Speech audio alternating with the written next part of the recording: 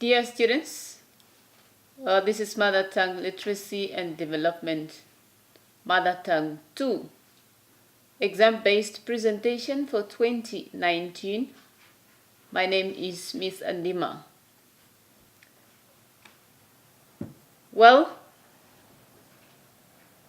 with Mother Tongue English, what is worth note-taking is that the students for DPPE as well as Djpe take note of the combination, but I'll speak more on that a little bit later. The contact details for the tutor are there, the contact number, the contact time, as well as the email address. It's always advisable to at least write an email where you can. However, when you cannot, and it's not during the stipulated contact time, you may leave a text message, then I can always contact you later. Then we take it from there in order to work on your queries. Welcome to 2019. Students, as I've indicated earlier, note that Mother Tongue Literacy and Development 2 English is a combination of DPPE as well as Djpe course content. What does that supposed to mean?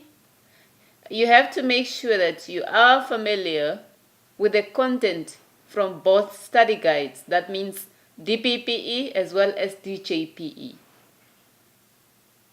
Assignments and examinations are based on both guides' content. That is very, very important.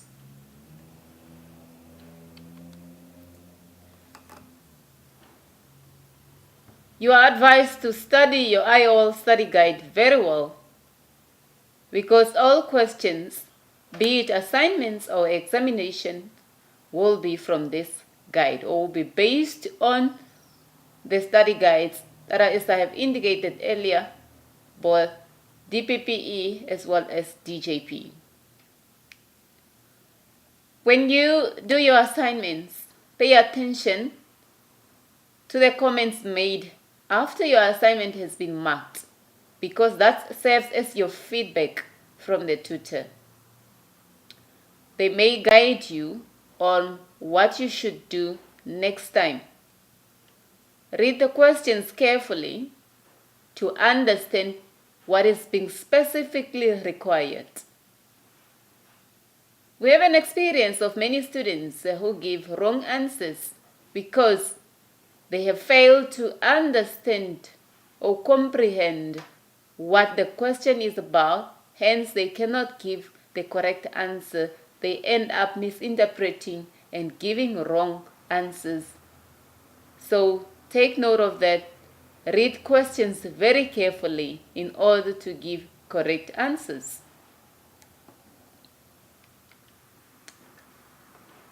Examinations. Every exam paper is set at 3 levels of assessment. Level 1, 2, and 3. These levels are usually indicated by the specific verb that leads to the question. In other words, the main verb in the question tells you or indicates what you are supposed to do. These are verbs, for instance, explain, discuss, analyze, and many others. You will find these verbs in your study guide. At the front part of your study guide, you will find a list of these verbs and an explanation of what is expected from you as a student. You will have to study this list, or else you will lose marks when not knowing what to do, or when answer the question wrongly because you do not know what the specific verb supposed to mean to you, or what you're supposed to give as in response to the verb that is given to you. Also importantly, do study and be able to apply the following to different sentences. Remember, it's English. It is language, mother tongue. Punctuation, very important. Capitalization, sentence structure, sentence construction in general, conjunctions, determiners, quantifier, and spelling is very important because when you misspell the words, they either become wrong or become different words and give a different meaning. So, I'm urging you once more, read, understand, and follow all instructions in the question paper or in the assignment.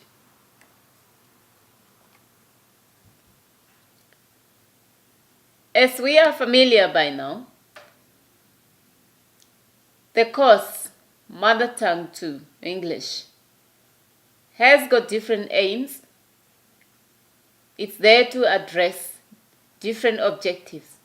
Some of them are to develop theoretical understanding, values and competencies, to develop listening skills amongst the learners, develop or explain and demonstrate the development of speaking competencies, analyze the development of and support reading and writing competencies. It's also to examine additional teaching and learning activities for junior primary reading development. Lastly, to examine the teaching, learning activities and materials for language development in your classroom as a lower primary school teacher.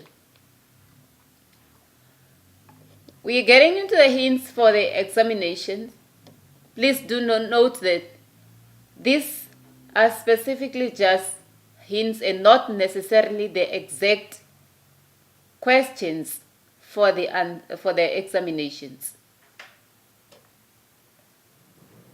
For the April examination, it will consist of 5 questions in total that should be well answered.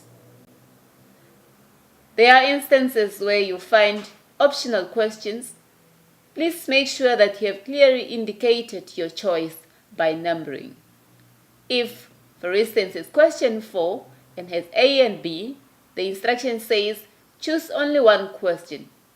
Please indicate by numbering which one between the two you have chosen. And do not answer both questions if it says only one to be chosen, as you will not get marks for both. For April examination, some of the important points students should be able to know: items that may help children's listening development as well as listening in general. How a teacher can identify listening difficulties in a learner and the support that you are able to provide to this learner with these needs. In our study guide, we also find different figures of speech. As a student, please note that you ought to study different figurative or idiomatic expressions as well as their meaning and be able to use them in a correct context. We also find phonemic awareness skills, different of them. These are skills that can be introduced to learners in word play activities to help them to learn words. Please do learn about them. Another one, different learning difficulties that may be experienced by various learners in different school settings. We have already touched on listening difficulties. However, you are advised to explore other difficulties or other type of difficulties that we may come across in our learners, in our school or classroom setting. When it comes to reading, children should know specific print conventions that they need to learn incidentally when the teacher reads to them. They are part of our study guide. It's up to us to explore the study guide comprehensively so that we have an idea of each and every specific detail that we ought to know. There are characteristics found in children with auditory perception problems. Please take note of that. Activities that can develop analysis and synthesis skills. Methods and materials that facilitate development of speaking and vocabulary. Equally, as a teacher, how will you be able to help your learners to make a book as well as to draw their own stories? The key elements of active listening are important. There are different methods and materials to develop and expand spoken reading vocabulary. And that is it about the hints of April examination. Moving on to August, the possible questions. Remember, we are saying possible questions and not exact questions. Students should be able to know the following. Define what shared reading is and how it benefits your learners to develop phonics.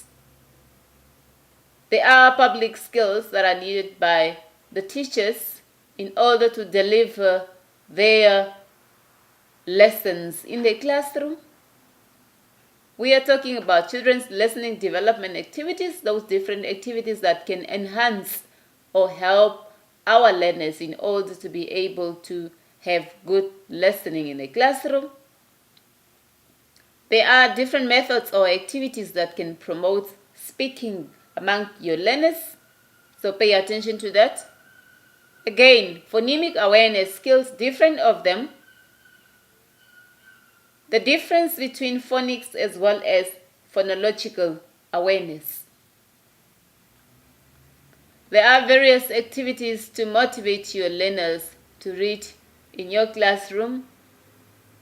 Acting listening, teaching listening guidelines is one of the roles of the teacher. So let's look into that. There are also activities a teacher can carry out in order to monitor comprehension of the story. This is done at the end of the story. You are with your learners in your class, you read the story. What are the type of questions or activities that you can carry out in order to understand or to find out that they have indeed comprehend the story or they understood what the story was about? Additionally, methods that facilitate development of speaking and vocabulary. Remember, you are working on all the skills, the speaking, the listening, the reading, and listening. We are moving on to November examination. The possible questions are, as students, you should be able to know the following. What are the communication skills that as a teacher must possess in order to be able to interact well with their learners in the classroom as well as in the general school environment? The basic phonemic items, again featuring here the figure of speech. You know, each and every language has its own figure of speech. So we're talking about figurative language, we're talking about idiomatic expression, whether what they basically mean in order for them to help the students or our learners to comprehend the story. So you should be able to know this, and you should be able also to apply them in different contexts correctly. Public skills, or presentation skills rather, needed by a teacher in order to deliver a content in the classroom. What are the general reading strategies that are needed by our learners in order for them to enhance their reading strategies or reading skills, or improve on their reading skills? Again, on another skill, which is speaking. As a teacher, you should know of ways that you can use in order to promote speaking amongst your learners. There are also activities which can be used to check comprehension of the story during and after the storytelling. It's still on the skill of speaking, just to make sure that your learners have the specific skills, or when you are reading to them, they are following, and they afterwards you again assess them at the end to ensure that they have indeed picked up and understood what you have read to them. There are activities to develop analysis as well as synthesis skills. This also aids them in developing the skills of constructing words. The next one is the KW approach. Very importantly, it is important that you as a teacher explain what the KWL approach is to your learners, how it benefits them, and how you can actually apply it in your classroom setting in order for you to reach your goals for the specific skill of teaching your student the skill of reading. Dear students, those were the possible questions that you can expect from different examinations, that is April, August, as well as November. Please once again note, these are hints and are just possible questions and not exact questions for the examination. Hence, you are expected to study your study guides thoroughly in order for you to be well prepared for the examination or whenever you're doing your assignment. Also, on the assignment, very importantly, is that do make sure that when you get your assignment, you take their feedback or the marker's comment very seriously, because they guide you, and then the assignment serves as a stepping stone for the examination. I would just like to highlight once more what I've said at the beginning. This is on the assessment. Please take note of the action verbs. I have already emphasized on that and have given the examples. Know what is expected from you. Refer to the list of these verb assessing verbs in your study guide. Each study guide, at the beginning or the front part of your study guide, this is where you'll find a list of this action verb. Lastly, I leave you with a quote from an anonymous who said, "A teacher takes a hand, opens a mind, touches a heart, and changes the world." So this brings us to the end of our exam-based presentation.